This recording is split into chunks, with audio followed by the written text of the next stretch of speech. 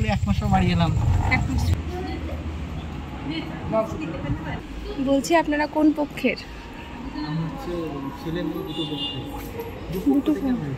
পক্ষ থেকে।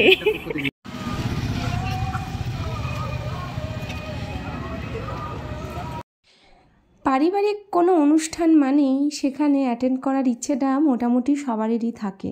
তবে কাজের ক্ষেত্রে বাইরে থাকার জন্য সব ক্ষেত্রে সব প্রোগ্রাম অ্যাটেন্ড করা হয়ে ওঠে না।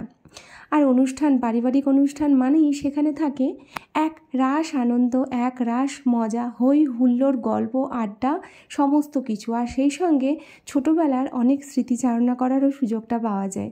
সেই রকমই একটা অনুষ্ঠানে যাবার জন্য কলকাতা থেকে রওনা দিয়েছিলাম কাশিমবাজারের উদ্দেশ্যে। তো বন্ধুরা, ব্লগটা আজকে কিন্তু খুব ছোট, তাহলে চলো শুরু করি আজকের ব্লগ।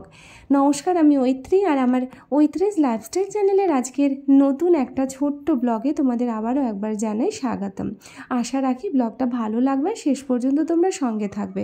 যদি ভালো লাগে তাহলে একটা লাইক করে দিও, আর চ্যানেলটাকে সাবস্ক্রাইব করতে একদম ভুলো না যেন। হ্যাঁ, ওই যে বলছিলাম পারিবারিক অনুষ্ঠান, হ্যাঁ, আমারই এক ভাইপোর বইতে, যাকে ছোট্ট থেকে দেখেছি, আর তার সঙ্গে আমার এত খুনসুটির একটা সম্পর্ক, মানে এত তার সঙ্গে অশান্তি আমি করতাম, এত রাগাতাম ছোটোতে, এত ঝামেলা করতাম।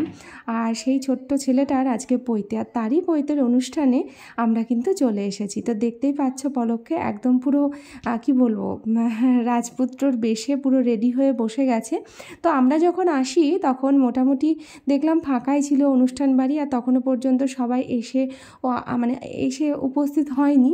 আর যা গরম পড়ছিল কি বলবো তোমাদের। তো দেখলাম যখন ফাঁকা আছে, আর এই সুযোগটাকে কাজে লাগাতেই হবে, কারণ এখনই, কারণ এরপরে যখন ভিড় জমতে থাকবে তখন আর কিন্তু পলকের সঙ্গে ছবি টবি তোলার ঠিক সেই রকম সুযোগটা পাবো না।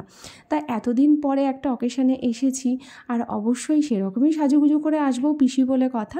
আর এই যে সেটটা তোমরা দেখছো, এটা সেদিনকে নিয়েছি। তো তোমরা আজকে দেখে অবশ্যই কিন্তু জানিও বন্ধুরা কেমন হয়েছে আর কেমন লাগছিল আমাকে এই লুকসটাতে দেখতে। তো যাই হোক, দেখো একদম সেজে গুজে রেডি হয়ে চলে এসেছিলাম। প্রচণ্ড গরম, আর যত যাই হোক না কেন বাঙালি, আর তাই গিয়েই ফার্স্টে স্টলে একটা ঢু মেরে এসেছিলাম চিকেন পকোড়া, আর তার সঙ্গে ছিল কফি।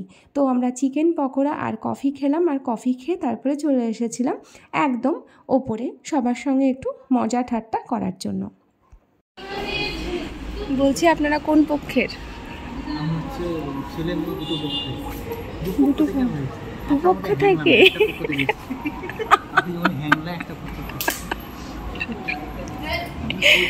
বলুন না, অনেকে তো না জেনে ঢুকে পড়ে, ওই জন্য আমরা যাচাই করে নিচ্ছি। পারমিশন কেন নেবো? চিনি কি চিনি না? বলতে গেলে সেই সব মানুষগুলোর সঙ্গেই দেখা, যাদের সঙ্গে বহু দিন আমার দেখা নেই, কথা নেই।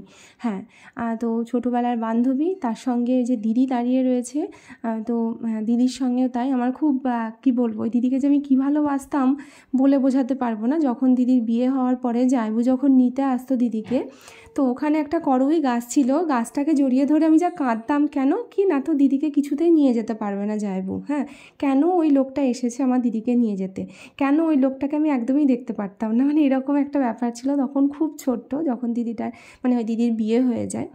তো যাই হোক, এদিকে দেখো আমার বান্ধবী এখন ফুচকা খেতে ব্যস্ত আছে। তো যাই হোক, ফুচকা টুচকা খেয়ে সবার সঙ্গে বেশ জমিয়ে আড্ডা গল্প সমস্ত কিছু করে আমরা কিন্তু খাবার টেবিলে চলে এসেছি। এত গরম বন্ধুরা, এখানে বসে খেতে খেতে আর পুরো ভিডিওটা করা আমার পক্ষে সম্ভব হয়নি। তো যতটুকু করতে পেরেছি ততটুকুই তোমাদের সামনে নিয়ে এলাম। তো খাওয়া দাওয়ার পরে আমরা একটু ফটোশ্যুটও করেছি সকলে একসঙ্গে। এইগুলোই স্মৃতি হিসেবে রয়ে যাবে। পরে আবারও হয়তো কোনো অকেশানে আবারও দেখা হবে সবার সঙ্গে, আবারও হয়তো আনন্দ ফুর্তি করব। তো এই ছিল আজকের ছোট্ট ভিডিও। কেমন লাগলো জানিও। দেখা হবে তোমাদের সঙ্গে আবারও এক নতুন ভিডিওতে খুব তাড়াতাড়ি।